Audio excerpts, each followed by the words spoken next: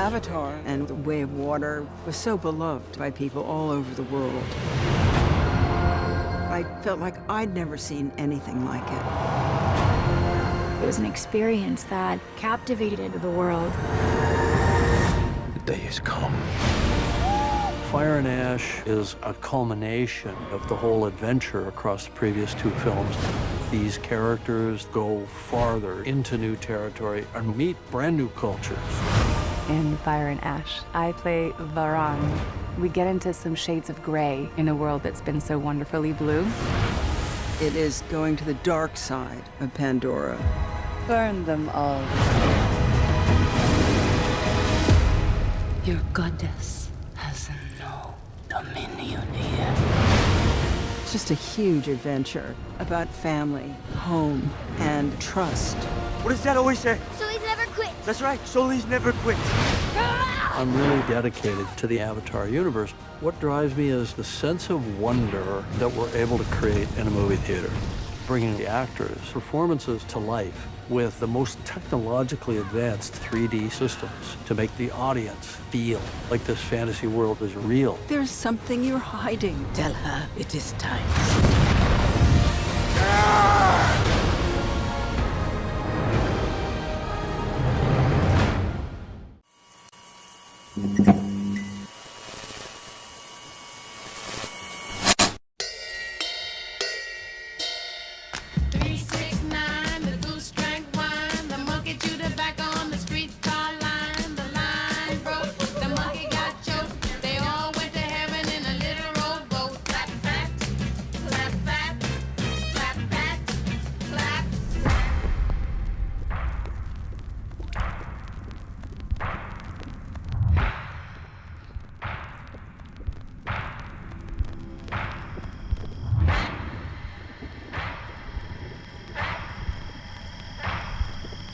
Jennifer, how are you? Hi, I'm good, thank you. How are you?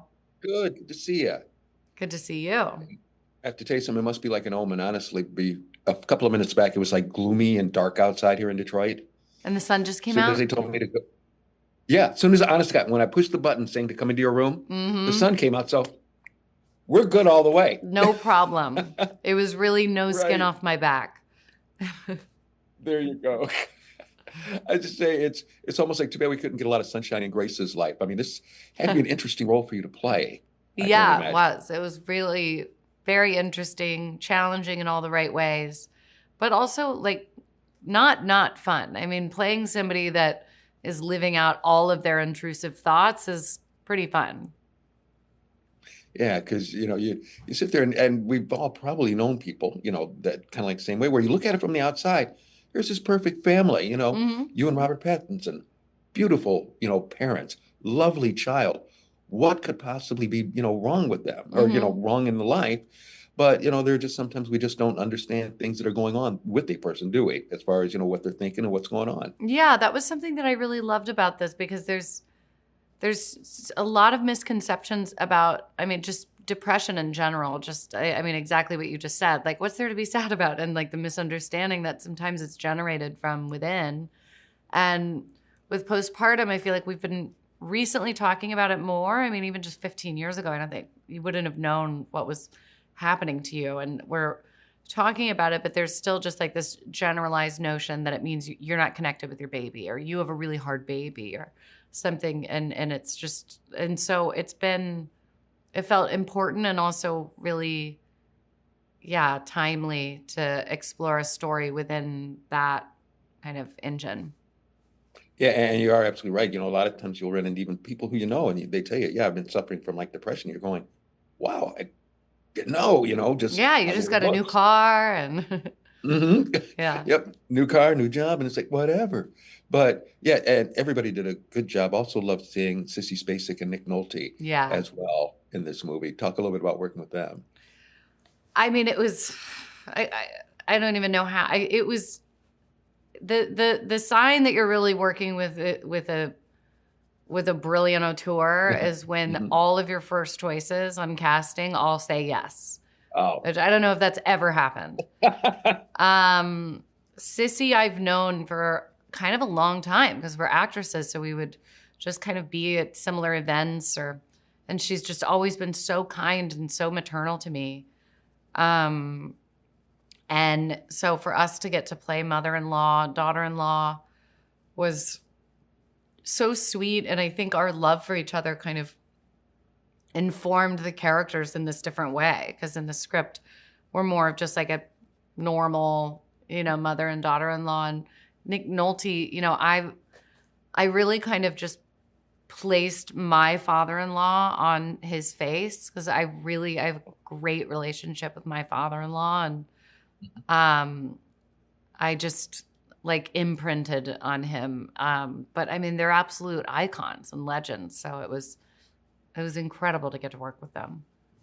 And I was to say, and so are you. I mean, like, an incredible job. Just mastery there on the screen. And as always, Jennifer, thank you so much for your time. Appreciate it. And we'll make sure Thank Detroiters get out you. there and check out this movie. Thanks.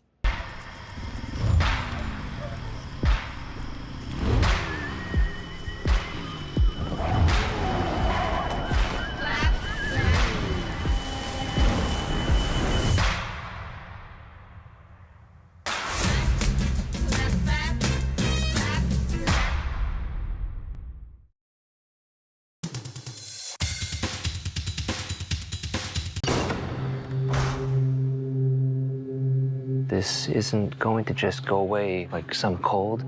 He needs to learn to live with it. You both do. Dr. Xu, just because you have Chinese face is not mean you're understanding us.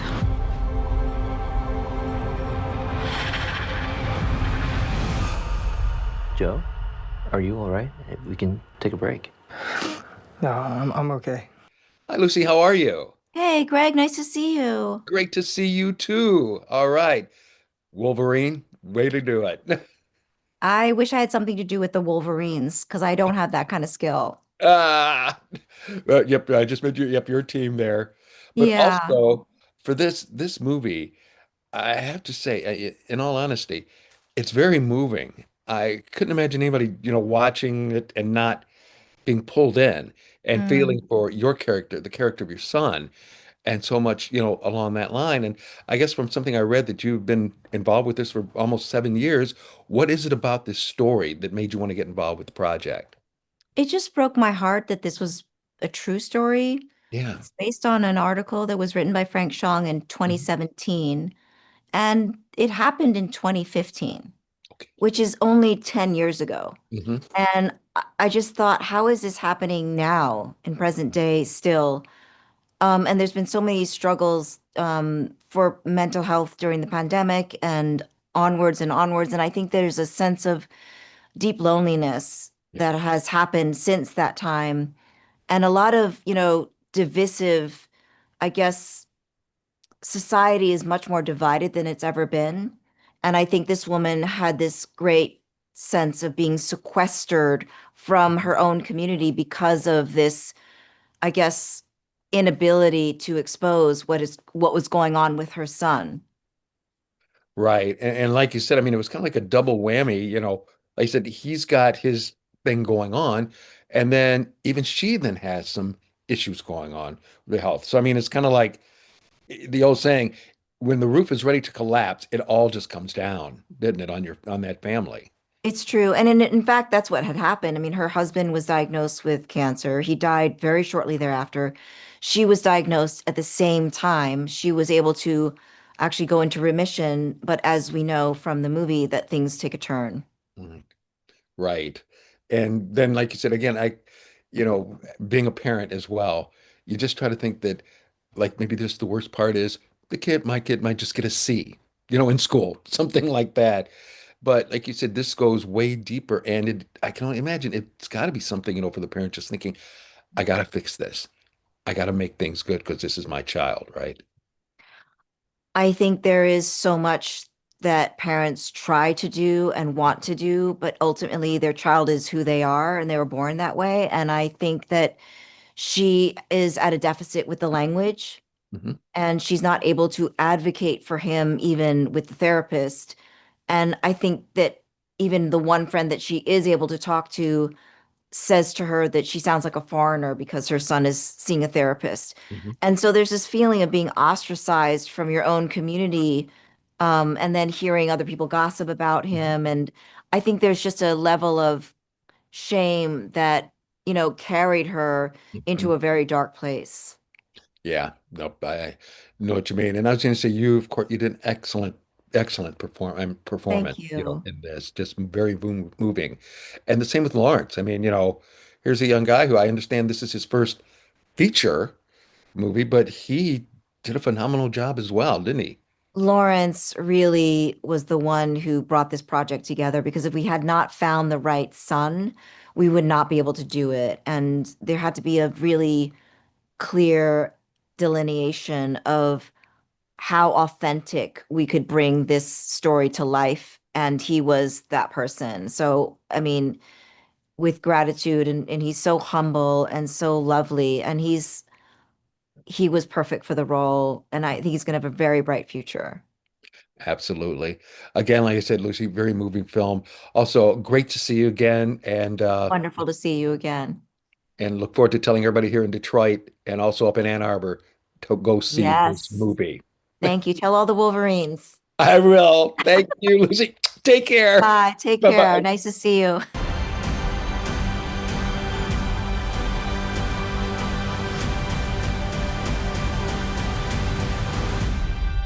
宝贝，不管发生什么事，妈咪永远爱你。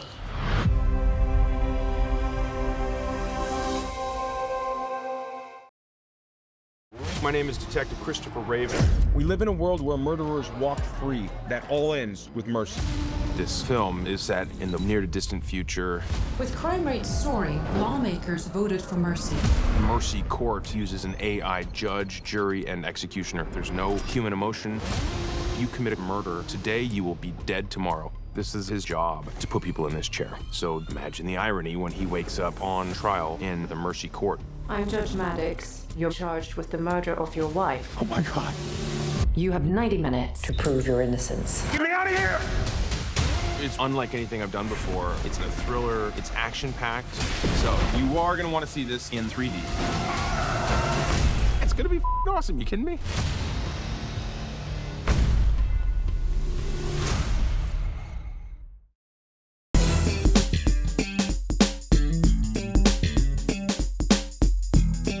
Tulsa King, a new season streaming September 21st, exclusively on Paramount Plus.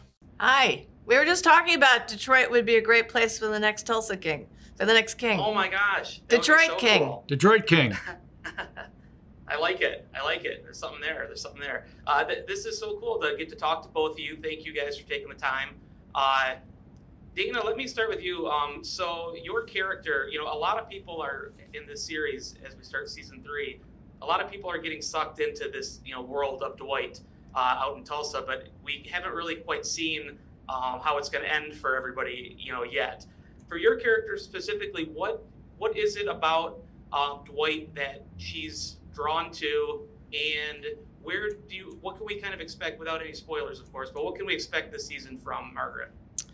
Well, after the end of season 2, when she was tied up and Dwight was kidnapped by this guy, she kind of had to decide, is this the life I want? Do I want this darkness in my life? And I think she makes this decision she does, that she's crazy about this guy, and part of the darkness is part of the attraction. So I think for her this season, it's going to be, how far is she willing to go? Kevin, your character, there's not a lot of characters on the show that have been in a position where they can kind of get Dwight under their thumb or kind of talk to him freely. You kind of come in episode 1 and are on the scene right away and kind of set up a lot of what's to come this season. How fun was that to play with Sylvester, and what can you tell us about your character this season? It was extraordinary, quite honestly, to be invited in to this wildly successful show, but then also to be adversarial relationship with Sly's character. That's just the jewel of the Nile right there. And then to have Sly himself be so welcoming. We hadn't met, or let alone worked together. Exactly. Okay. And I've worked with giant movie stars before, and most of them are gracious and lovely. Sly moves to the head of the class in terms of warm, welcome, but also generous as a scene partner like I've rarely experienced. Wanting improvisation, anything that makes the exchanges more real and authentic to the moment. Howdy. Hi, Tom. Hey, how are both of you today? How's it going? Fantastic, fantastic. Very, very cool. Very cool to talk to both of you. I'm a big fan of Tulsa King. Bella, let's start with you. How cool was it to join this cast and play this character who immediately sort of kind of upends Mitch's entire universe there in Tulsa? Yeah. How cool was it? It was 10 out of 10 cool. No, it was so much fun. It's also so fun. Like, my opening scene was just sort of catch Mitch on the back foot and just to get in there and tease him mercilessly. And that's just really set the tone for our entire relationship. Mhm. So Yeah. thank you for being such a good sport. I'm glad it came easy for you. Yeah, it's just been a blast. You can tell there's no chemistry there, between anybody. Yeah, exactly. We're really good actors. Great friends That's too. great. On and off screen. Now, Garrett, with Mitch, he's been such kind of a cool presence. He's had kind of I don't want to say a calmness, but kind of a confidence through the show. What does the presence of Cleo do to his storyline? Without spoilers, but what can we expect? With It Mitch's rattles journey his this cage completely. He thought he knew himself well, had himself in a really great position, finally made something of himself, and she comes in and absolutely sidewinds it all. How fun is it to play your character and sort of set up what we can expect with her this season as well? It's great working with Sly. It's fun. It's because of the nature, as you said, because of the nature of the relationship. We kind of go at each other a little bit, and it bleeds off screen and then comes back into the scene and goes back and forth. And I think we've built a pretty solid relationship there. And Dwight gives Joanne some major responsibilities, and she becomes his right hand in some of his business ventures. Great. And then Martin, with your character in the first episode, come a long way from when we met him. He was kind of an unwilling participant in all this, and some major things have happened to your character as well. Talk a little bit about that, and also if I can ask you about the reference last season about kind of if your character is related to your Silicon Valley character with the cybersecurity and how fun that was to maybe play off the audience's expectations of that. That's a Terrence Winter bit. That was the end of season 1. Obviously they're different characters, but for legal reasons, unless HBO and Paramount are under the same banner, and I'm unaware of it. This season I get to have a little more fun and break free of some of the peacefulness of Bodhi and his namesake, the Buddha. But we all get to play a little bit more this season, and it's fun. Time is up already. I really appreciate you guys. Best of luck to you moving forward, and I hope everybody watches season 3 of Tulsa King. Thank you so much. Thank you very much. Gotcha. We want to take out the competition.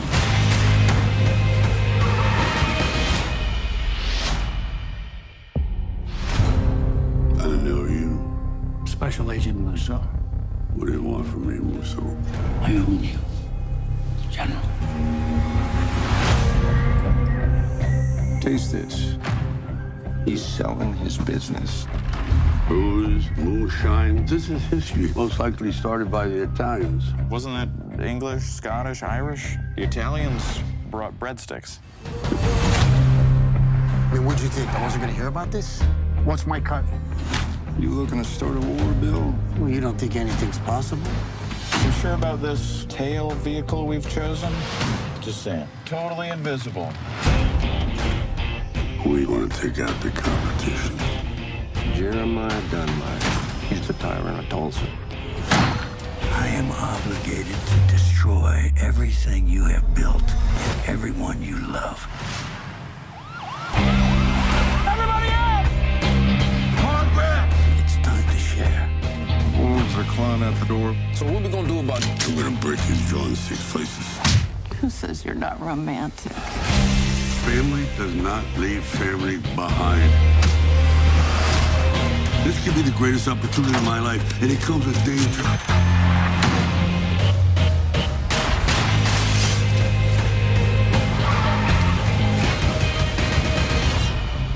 Is that a ghost?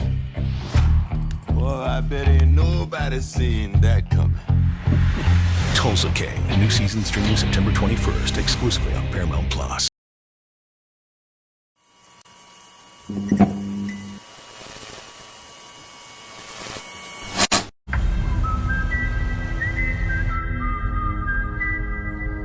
The state is forcing me to release you. Good morning. I'm Jack from Quick. If you want to stay out, then you have to follow a series of strict guidelines.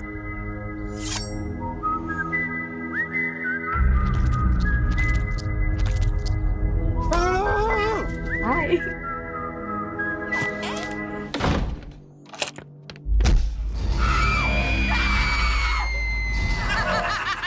Slow. How did you even get this job? You are gonna kill somebody. Well, Annabelle, good to see you. Good to see you, Greg. And it's also great to see your lovely smile because in this movie, don't answer, and you don't have to answer, you didn't have a lot to smile about at certain times. Not have a lot to smile about.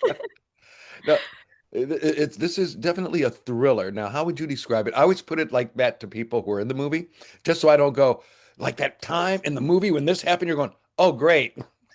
Spoiler Well, out. I like to describe it as a classic horror. Mhm. Like, I think it is really true to authentic classic horror. Has, that feeling of Halloween, or like your original Scream.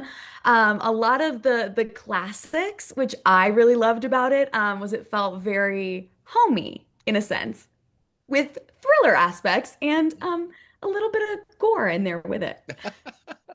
And at some points, even a little touch of comedy, in certain little parts. But Yeah. Keep it a little light while everything else is scary. We had to lighten the moment at some point, let you breathe a little bit, and then scare you again. right. And then, we'll just go put it this way. It's a story about this young guy who had all these troubles growing up. Next thing you know, winds up being a delivery guy, and boom. There it goes from there. Everything goes awry. Everything in an instant changes. I know it's kind of like I keep looking out my window, seeing the trucks pull up, and you're going, should I answer that? I don't know. You're like, I think I'll let him leave it. I'll let him leave it on the porch. Right, I'll get they leave. leave it on the porch. That's for sure. And now, even for you, I mean, not only did you do acting, in this, of course, and a great job too, but also a lot of physical stuff for you as well. Talk about that. Yeah, a lot of physicality to this role. I was so lucky to work with Jack Amsler, who is, just incredible. And off screen, the nicest human being. And I think that played a lot into this was we had so much fun with the physical aspect. And it can be really serious and you want to be safe and all of those things. And of course, our wonderful first AD really supported the safety of the space, Quinn Gardner. He was fabulous to work with. And that safety piece, I think, was really important and the fun between. And then I'm a runner by trade. That's what I do. So I was out there running the Nicholas streets before set every day, getting my body nice and ready, and then going to set and just having a blast with all of the more physical aspects that I don't have in my day-to-day life. Right. Like running in fear. Yes, good. Running good. in fear. Not normally how I'm running, usually enjoying the moment. This one was a little bit less enjoyable running. Right.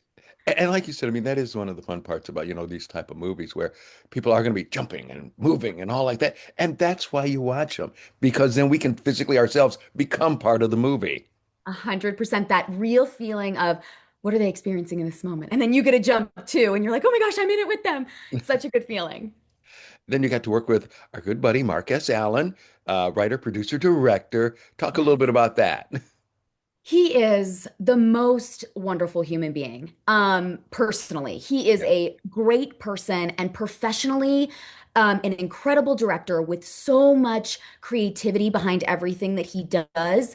But especially in a role like this, leading with kindness, I think, is really important as you navigate the pieces that could be uncomfortable, both in the sense of like a little scary. There's a little bit of comedy in this that could be uncomfortable. And having a really safe environment and working with someone like Mark has just set up I think my career for this expectation of the most amazing human being.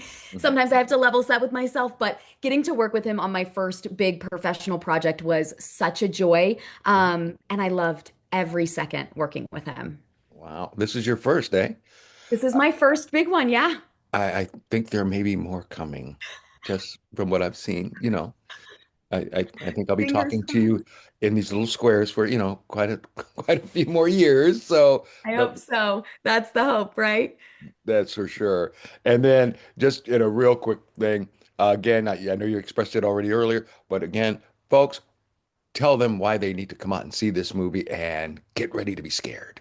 Oh, because it's the best. It's the classic. It's the good, bad feeling. And then you leave feeling, in my opinion, really good. And so you have to watch it to figure out why I'm saying that way. But it's a film full of joy, and it was made by people who love what they do. And I think you can feel it when you watch it. And it gets your heart racing a little bit. And it protects you. Don't answer your door, okay? Stop with the deliveries.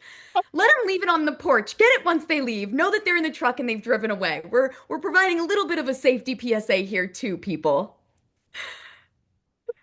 That was perfect.